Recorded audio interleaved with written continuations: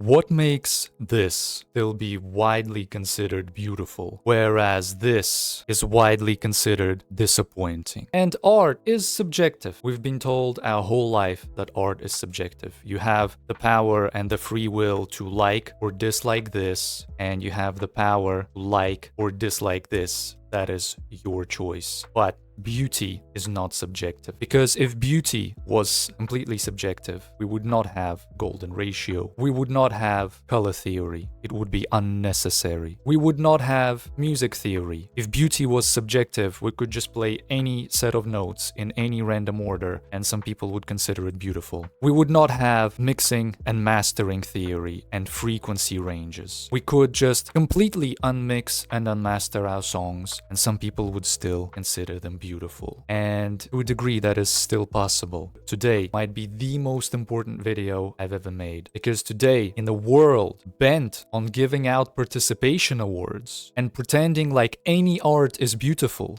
which it isn't, I'm gonna give you back the power to make this. How is it that hundreds of years ago, all of a sudden masters of beauty would suddenly appear and make shit like this? And this is a music channel. I am 100% a music channel, but this is a visual medium, so we will talk about all art and I will give you all examples. And of course, I'm gonna tell you how to make your music beautiful, because based on the things they used to make in antiquity, based on the things they used to make in the Renaissance, there are some rules to making your work eternal, to making your work beautiful, to making real art for once. And in a culture of fast food music, in a culture of not trying and not caring, I'm gonna give you back the power to make beautiful art again.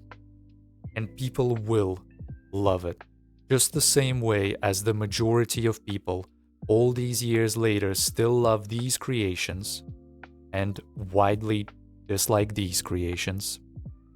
You're gonna make this type of art from now on, because I will show you how. And even if somebody says, okay, I don't like this, they will still say, but I understand why other people love it, because it is beautiful.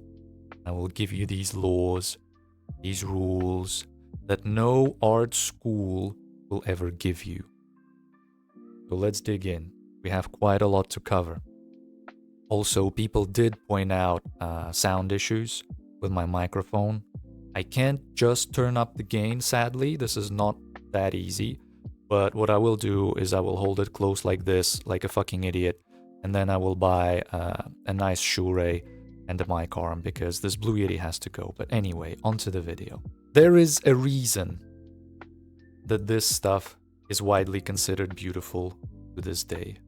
There is a reason that a lot of people still travel to these ancient European cities just to see them, just to see these works of art, just to see these works of architecture.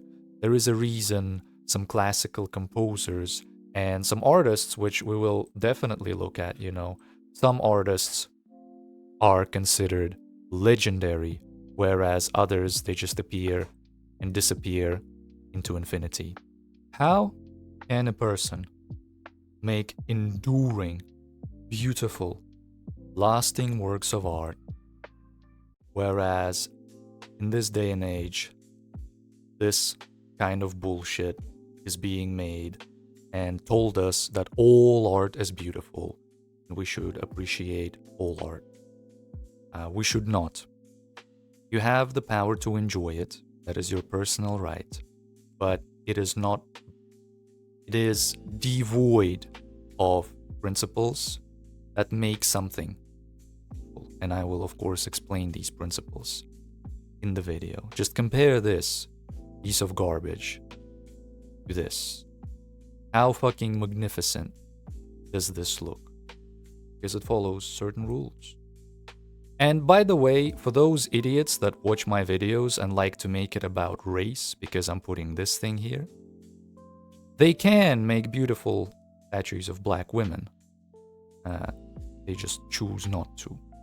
And I want you to choose to make the right type of art. So, our culture is so bent and obsessed with coddling and with giving out participation awards for last place or any place that we forgot what true excellence looks like. And art, historically, is a medium and a place for people to show their excellence. Artists of old, craftsmen of old, used to spend years learning, perfecting, and dedicating their literal life to their craft. And nowadays we're being told that that is not how you should do it. You should just make a song as quickly as you can. We're being told by these rappers that, oh, I just freestyled the whole thing. I didn't even write it. I made the song in like 5 minutes. That has a right to exist. You can do things that way. But artists that make their songs 5 minutes will likely never be remembered as much as Eminem, who spends literal, where is he? Who spends literal hours every day writing, practicing. These artists that say, oh, haha, I don't even care about my music, it doesn't matter. They will never be remembered.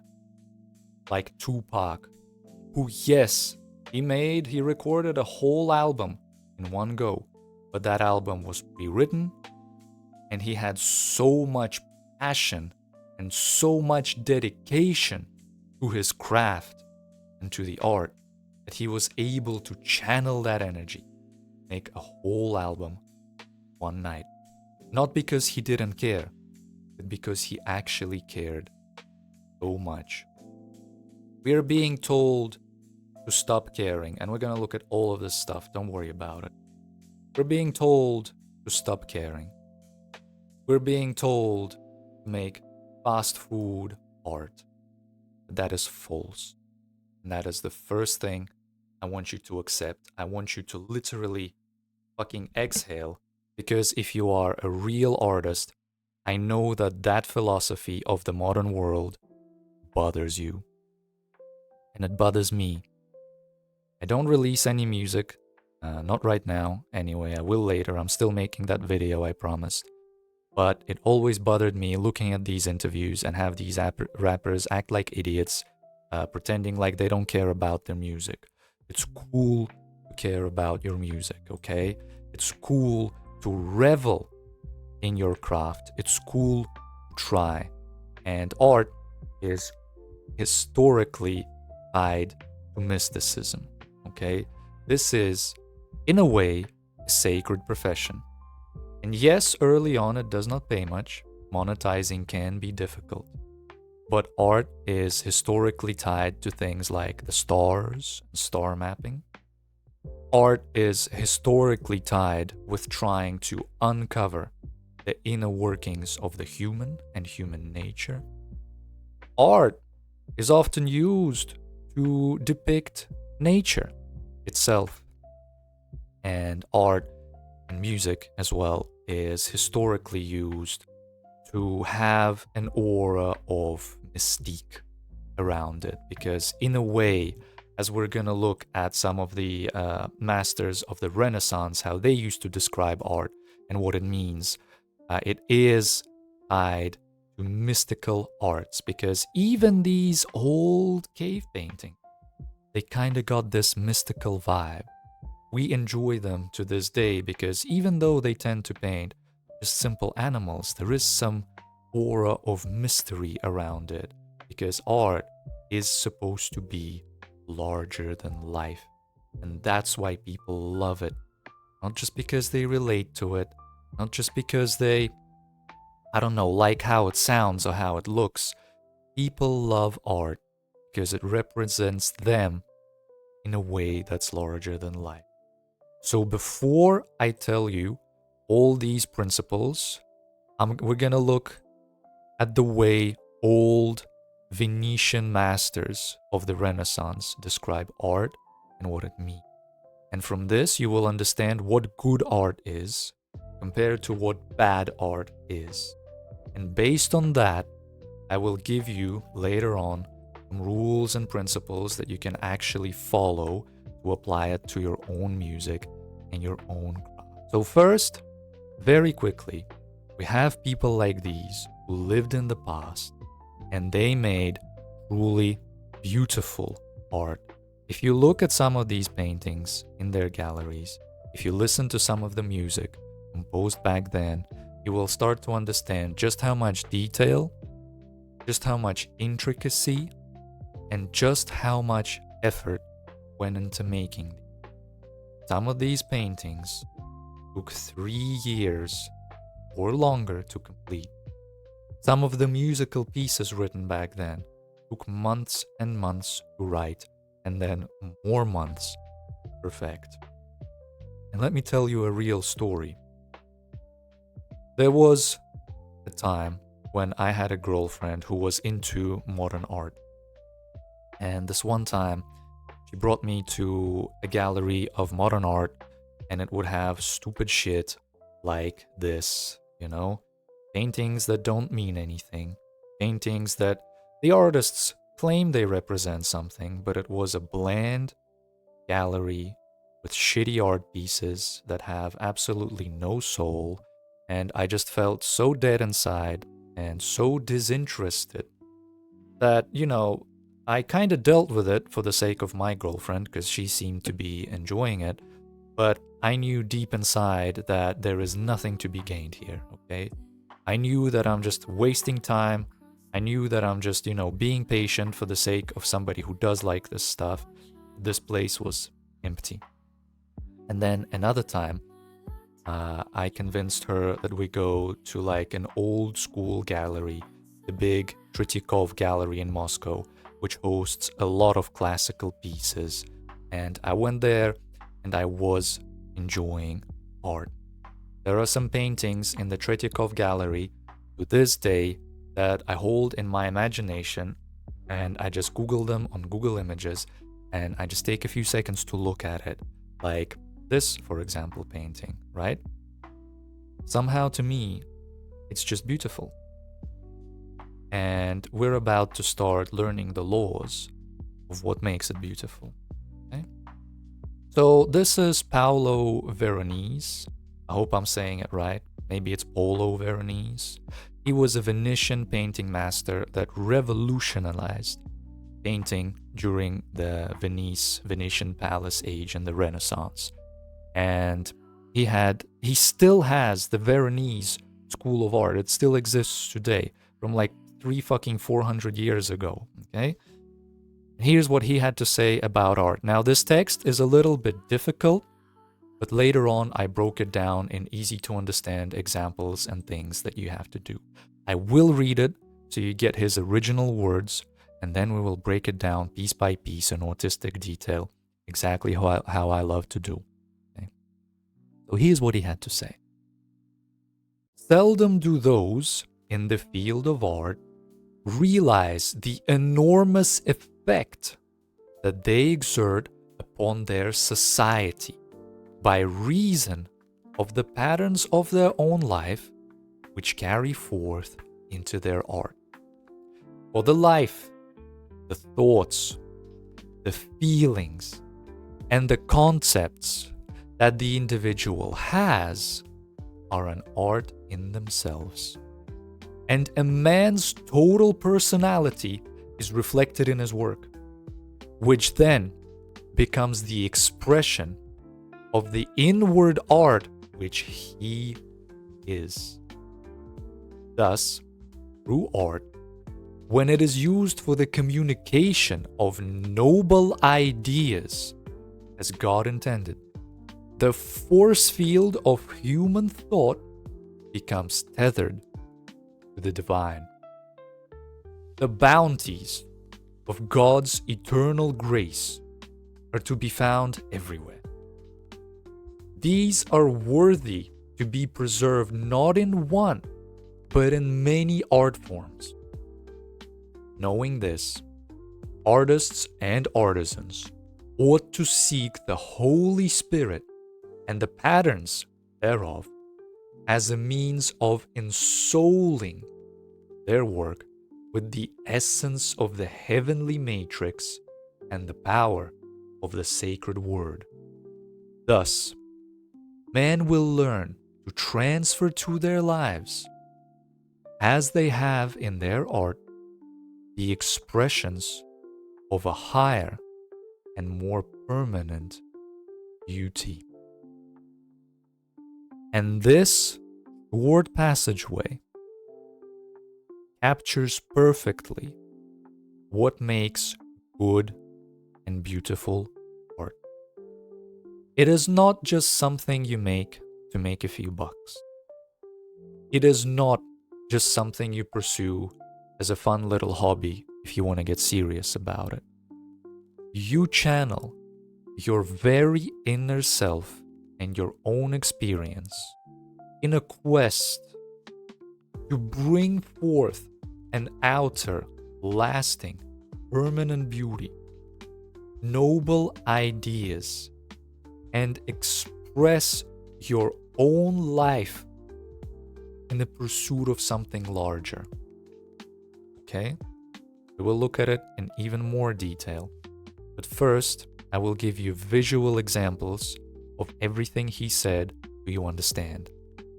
Because these basic tenets are seen all over the world. They are seen in beauty we know and perceive historically, which we lack severely in the modern age. So let's take a look at Europe. And of course, you will know European beauty from much of the art of the Renaissance and its architecture. Okay? They had the golden ratio, they had masons, they had painters, and they had musicians that would study all their life the principles of beauty. They would look at nature, they would look at the divine because religion was a big part of life, and they would try to channel in many ways God Himself into everything that they create. They poured out their entire heart, their entire soul. They held nothing back. Of course, they got frustrated in the pursuit of greatness and feeling like they weren't good enough.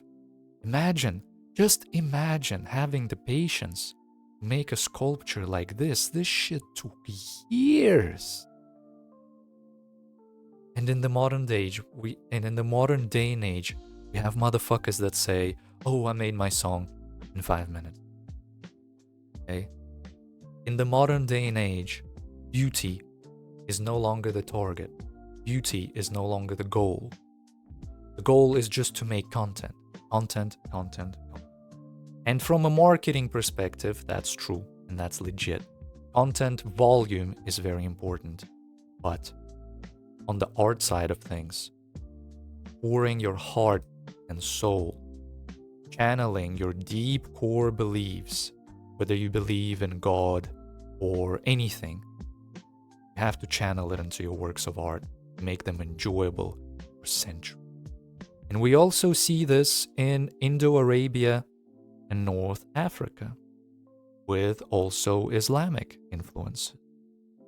So look at Taj Mahal, right? A large Islamic influence is here in Taj Mahal. Look at how beautiful it is.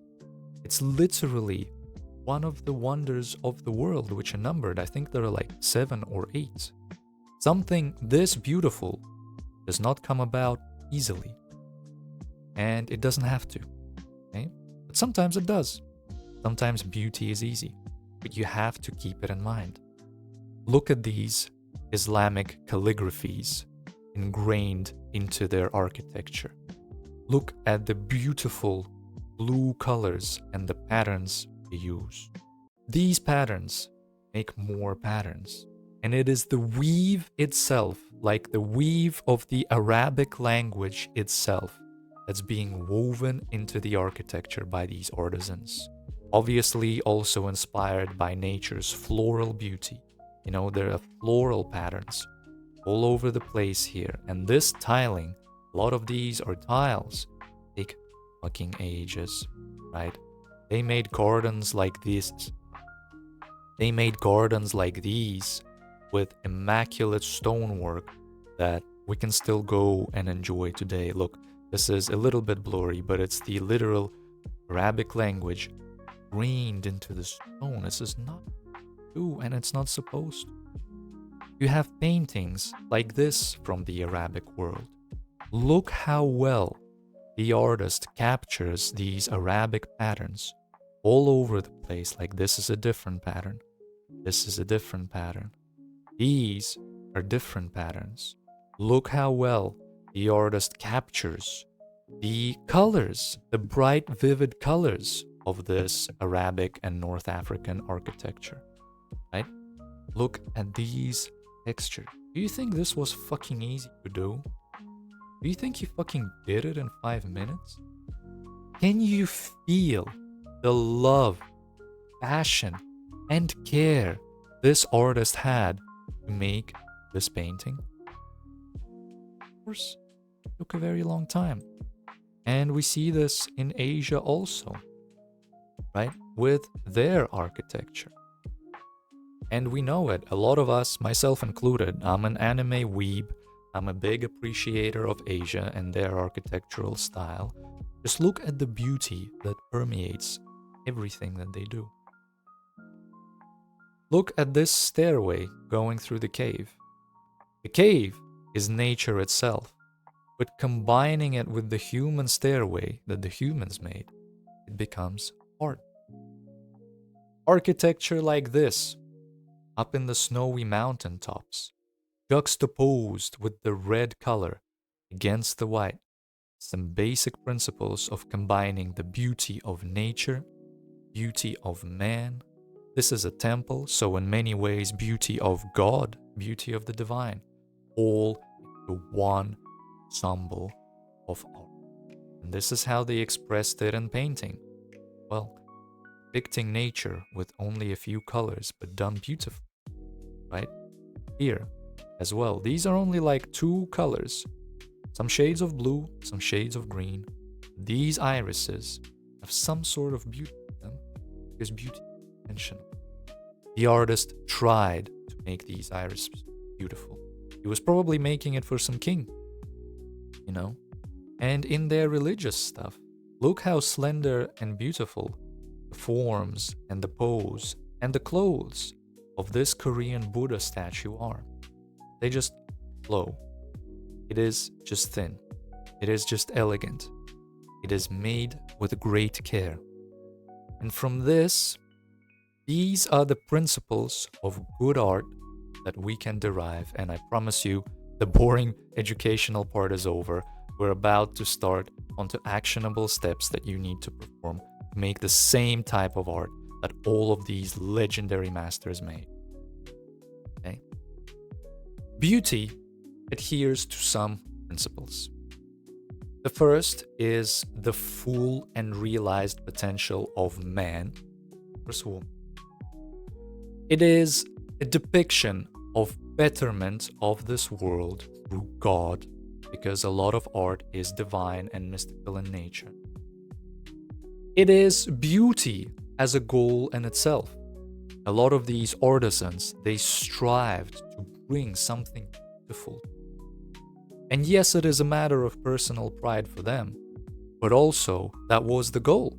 Making something beautiful was the goal. Craftsmanship as pride of the artist is a big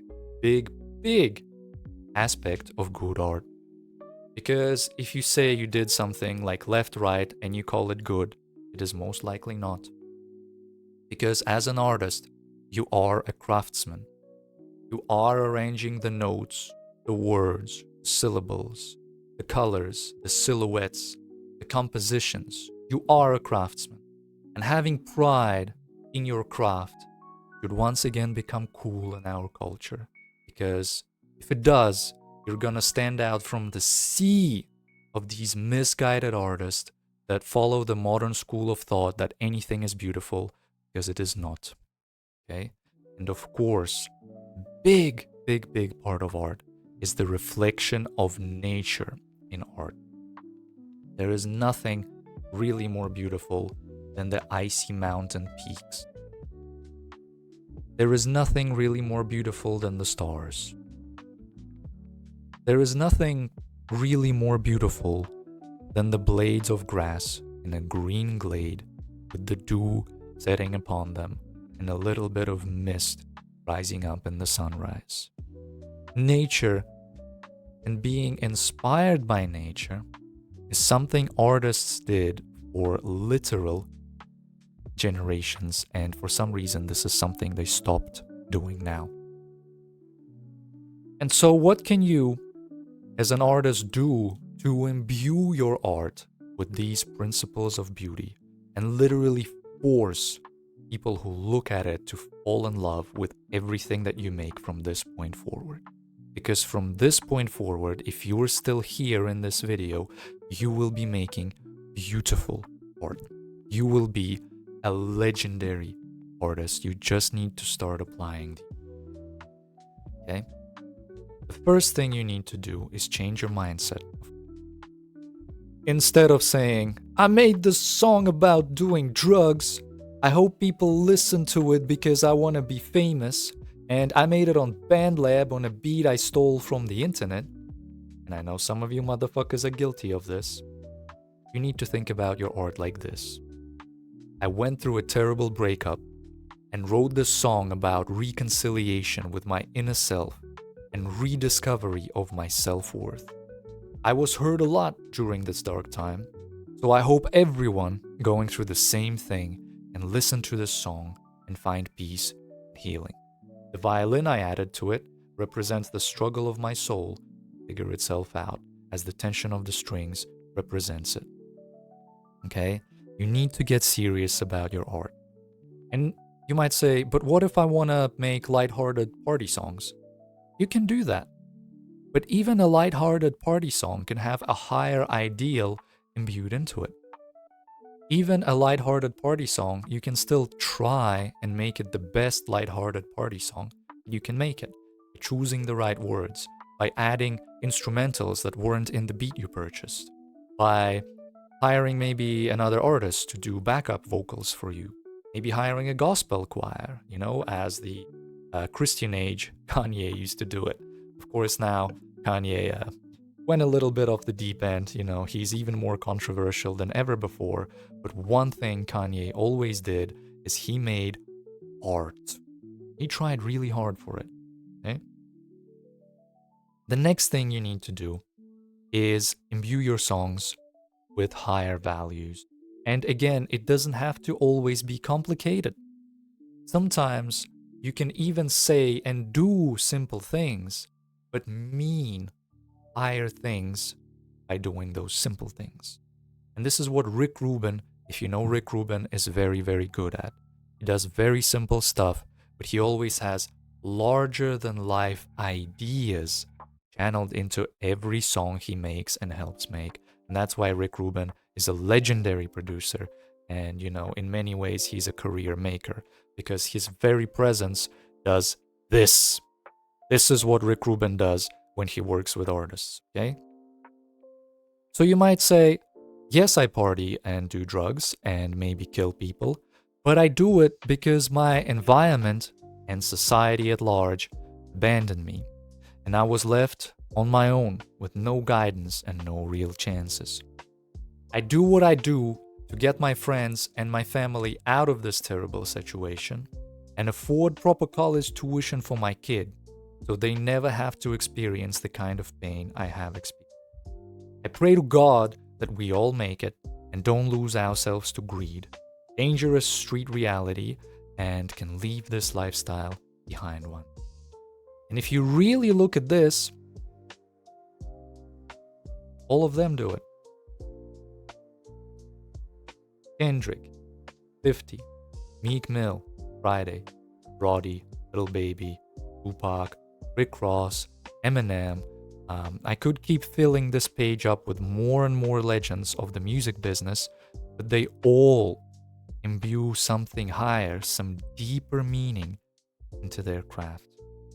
Most of them take great pride in their craft, and they take a long time to write their songs. Friday said that the one song he was doing with Meek Mill, I forgot what it's called, Meek went into the booth and he was there for like 10 hours just spitting different lines, going on a therapy session about like, his life. This is what makes good art. Third, and again, all of them do it, so if you do it, you will join their ranks, undoubtedly.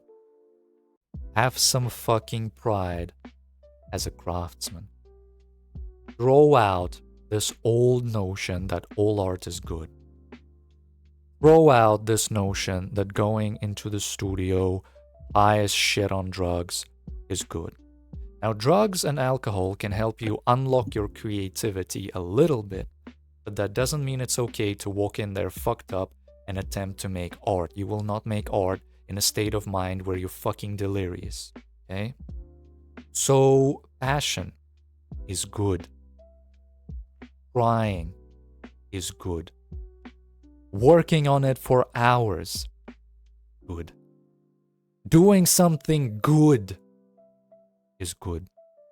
And they all try, and you should too. Whoever your idol is, whoever the legend that you really aspire to be like, you bet your ass they do all of these things, and if you pay attention, you'll notice it. Step number 4 is you need to go balls to the wall and never hold back. I know some of you are guilty of thinking, but what if my relatives see me? What will they think, I'm doing all of this outlandish shit, I'm doing all of this weird stuff. What will they think? Listen, buddy. Throw that pussy shit out the window. They will think you're a good artist. They will think you're weird, but they will think you're a good artist. Because being a good artist means going above and beyond and doing shit that isn't done, okay? So again, religious era Kanye, very big. His music videos, his everything, fucking huge. Stuff like this. He's on a car upside down playing his guitar. That's fucking awesome. That's fucking awesome. I'm literally about to also sit down and record a video on making music videos, but I know some of you motherfuckers are guilty of just going outside, shooting one take of a music video of you like flexing and like, taking a few pics on the Instagram around town. But you're not doing this. Okay? You're not taking the city over in blue. You're not naked swinging on a fucking wrecking ball. Okay? You're not even being funny like old school Doja Cat. You're just being fucking bland and boring. Okay? You do not have the charisma like Pop Smoke had. You do not have the fucking audacity, the screaming, the presence, and the amount of people 6ix9ine had in every music video. And you certainly do not have real professional fucking movie makers make music videos for you. And you need to change that. You need to change that approach. With every piece of content you do from now on, I want you to treat it like it's larger than life. I want you to show people something larger than life. And it doesn't always have to be expensive. Sometimes something like a music video can just tell a very good story, and people will be on board with it. One thing you can't afford to do is remain plain. One thing you can't afford to do is hold yourself back and say, oh, what will everybody think? Or what if somebody doesn't like it? An artist's job is to do something bright, something big, and something different. And every legend, one way or another, is doing just that. It's your turn now. I know you can do it. And by the way, one moment of shameless advertising. If you want my help doing all this, go in the link below on the WAP once you watched enough videos where you think my advice is legit and you trust me. Go join the WAP community. I will fucking help you with all of this. Okay? And finally, step 5 is you need to try and intend to create enduring beauty. Every work of art that is old that we still enjoy today, like a lot of the Frank Sinatra songs, especially in winter, especially around New Year. Movies like The Lord of the Rings. Paintings that we still look at today and enjoy. Albums that are considered eternal and timeless. No? They are all made with the attempt to create enduring beauty. So the next time you sit down to write or do a song or do something, literally think, in 50 years, if somebody picks it up who doesn't know me, if somebody picks this up on a dusty old CD in the fucking post-nuclear wasteland that we all now live in, they find that piece of media, will they consider it beautiful? Will they still be able to relate to this like a lot of us relate to Kendrick? Will it still be as deep and impactful as Eminem? And I know some of y'all don't like Drake, but this album is still very good. You can't deny that it's a good album, right? But you can't say that you don't like it. Are you still defending Kanye West because you're a fan of his old music? Or maybe you're a fan of his new music? No? This is all about longevity. Truly beautiful thing lasts for hundreds. And if you do this intentionally, you will be among the legends. Give it a year or two. I know you can do it. Because others have done it. You're not alone. All these works of art, I'm just a guy on the internet, but all these works of art, they're real works of art. All these people, they're real people. All this stuff is real legendary stuff that you can just go out and see in the real world. Just copy them. You will be legendary too. And if you don't want to do it alone, join the WUP group below, join my mentorship, I'll help you do it. And if you enjoyed watching this video, found it valuable, you're definitely gonna love watching this one next.